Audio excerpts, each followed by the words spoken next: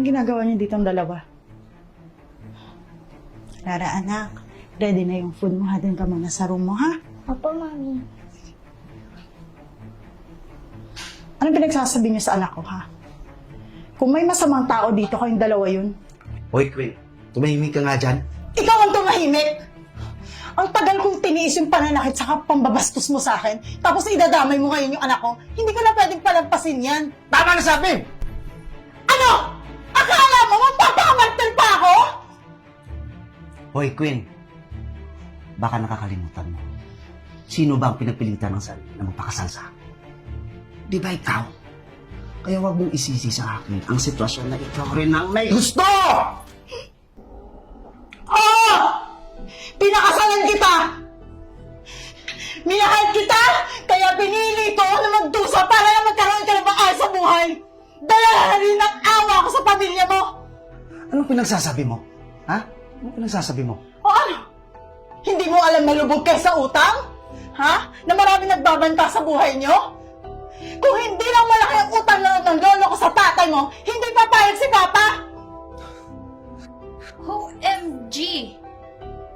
So you mean, isang hampas lupa pala tong si Franz? Babe, huwag kang maniwala sa kanya. Nababaliw na yan.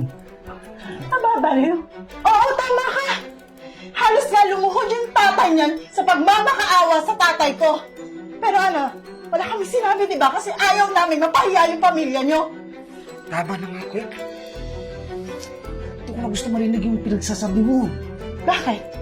Nahiya ka? Ha? Ayaw mo lumabas yung totoo sa harap ng babae mo? O ngayon, nakita mo na kung anong klaseng lalaki to? Sayo-sayo na! Naghiwalay na tayo.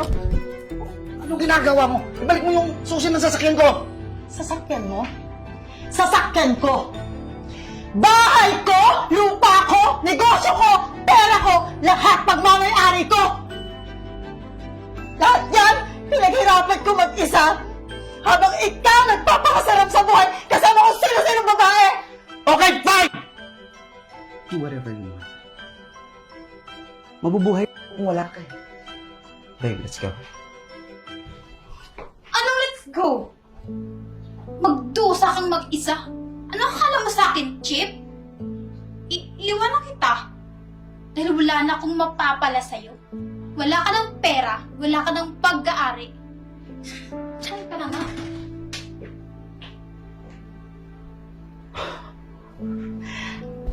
May utak din pala yung babae mo, no? Hindi tulad mo.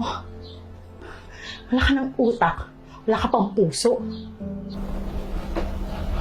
Queen, huwag mo naman sa akin to. Tawarin mo ako. Sorry kung nasaktan kita. Gagawin ko lahat ng gusto mo. Magbuhay ko yung pagsisihan, Queen.